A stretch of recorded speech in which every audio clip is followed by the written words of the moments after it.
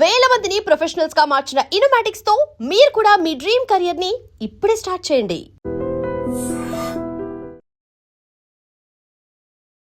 చక్రిని గాయపడ్డ సింహం మూవీ చాలా మార్చింది, అతని అప్రోచ్ని మార్చింది. ఎందుకంటే నేను బర్త్డే రోజు మిమ్మల్ని చూశాను, చాలా చూజీగా చాలా సెలెక్టివ్గా ఉండే చక్రి ఆ రోజు చెప్పిన మాట, ఇకపైన నేను స్పీడ్గా సినిమాలు చేస్తాను మీరు చెప్పారు అన్నమాట. కరెక్ట్, నేను చెప్పాను, నాకు గుర్తుంది. అంటే మీకు గాయపడ్డ సింహం ఆ కాన్ఫిడెన్స్ ఇచ్చిందా, లేకుంటే ఈ సినిమా తర్వాత మీరు వచ్చిన మార్పు ఏంటి? నాకు ఈ సినిమా కన్నా ముందర దయాతో మొదలైంది. Pavan Sadhineni the way he projected me, the way he shot me, the way he made me. నన్ను అంటే నేను దయా అనే సిరీస్ని నేను చాలా చాలా చాలా చాలా దగ్గర నుంచి ప్రేమించాను. దానికి ప్రథమ కారణము, ఆఖరి కారణము Pavan Sadhineni. Pavan Sadhineni I first is Daya. So దాని తర్వాత అంటే అంటారు కదా, ఒకసారి రక్తానికి అలవాటు పడితే, సో ఆ టైప్లో మళ్ళీ నన్ను యాక్ట్ చేయాలి అని దోహదపరిచింది ఖచ్చితంగా పవన్.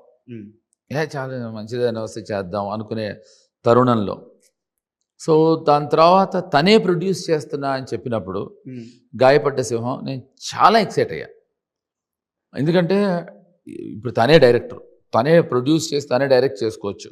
అలా కాకుండా ఎవరో తెలియని అతను, వాళ్ళిద్దరూ జస్ట్ అక్వైంటెన్సెస్ లైక్ ఫ్రెండ్స్, తెలుసు, but they not very friends and all. ఇతని టాలెంట్ నమ్మి, ఇతను బ్రేకప్ కన్సల్టెంటు ఇలాంటివన్నీ అప్పట్లో గతంలో చూసి ఇతనితో సినిమా చేయాలి కశ్యప్తో అని తను అనుకునే ఆలోచన అద్భుతం. ఇంకో నిజం ఏంటంటే ఈ సినిమా చేద్దాం అనుకున్నట్టు తన దగ్గర దమ్మిడి లేదు. అవునా? ఆ విషయం మాకు తెలియదు, నాకు తరుణ్ కూడా. సినిమా చేయాలంతే, అంత ప్యాషనెట్ ఫెలో పవన్. సో పవన్తో స్టార్ట్ అయిన దయ గాయపడ్డ సింహానికి మళ్ళీ అది ఇందాక నేను అన్నట్టు దోహదపడింది. సో అంటే వెయిటింగ్ సమయం, ఎందుకంటే నేను కొలుస్తున్నాను అనుకోవద్దు ప్లీజ్.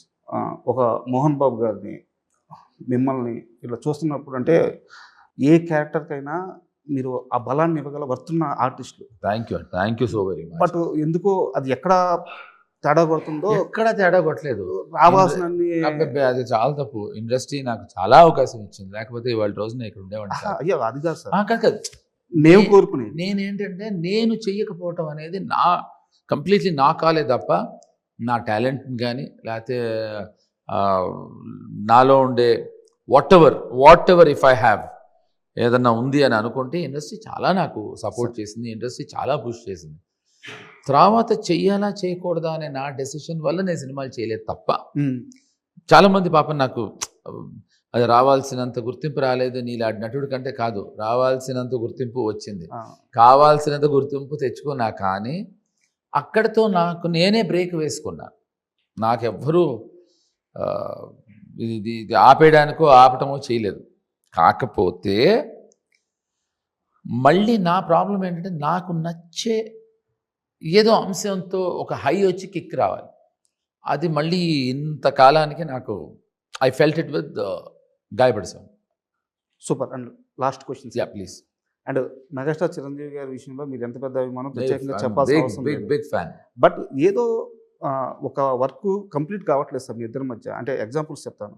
అన్నయ్య సినిమాలో మీరు చేయాల్సింది, అవును, మిస్ అయింది. మిస్ అవ్వడం కాదండి బాబు, నన్ను శ్రీకాంత్ని అడిగారు. శ్రీకాంత్ అడిగితే వాడు చేస్తా అన్నాడు. ఏ ధైర్యంతో? నేను ఖచ్చితంగా చేయను అనుకున్నట్టు వాడు నాకు చెప్పాడు, ఫోన్ చేసి, అదేంట్రా చేస్తా అన్నట్టు. ఊరికరా చిరంజీవి గారితో ఎందుకు చేయను అన్నా. కాదురా నువ్వు చేయవనే ధైర్యంతో. యాక్చువల్గా ఏంటంటే శ్రీకాంత్ అప్పుడే ఇండివిజువల్గా సినిమాలు చేయడం మొదలెట్టి ఎంతవరకు కరెక్ట్ అని నాకు తెలియదు, వాడి రీజన్ నాకు గుర్తులేదు, ఇప్పుడు నేను చెప్తే కూడా తప్పు. వాడు ఆ మాట అన్న తర్వాత నాకు నేను చేస్తా అన్నారు, నాకేం అభ్యంతరం లేదు ఆయనతో చేయడానికి, because I'm huge fan. So అలా ఏదో శ్రీకాంత్ వెళ్ళి ఆయనకి, సార్ నేను కొన్ని కారణాల వల్ల చేయలేను అని వాడు డ్రాప్ అయ్యాడు.